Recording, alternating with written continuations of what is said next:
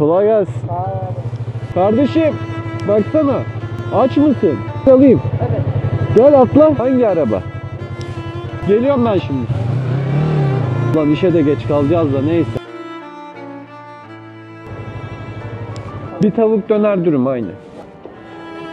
Sağ ol, eline sağlık. Ulan çocuk inşallah gitmemiştir. Hah, seslendi orada. Gel. Ne kadar sevindi ya. Sen böyle üşümüyor musun? Ben mecbur valla. Tamam. Al. Afiyet olsun. Allah razı olsun. Ne demek? Dikkat et kendine, tamam mı? Eyvallah. Öyle de çok gezme. Tamam hadi.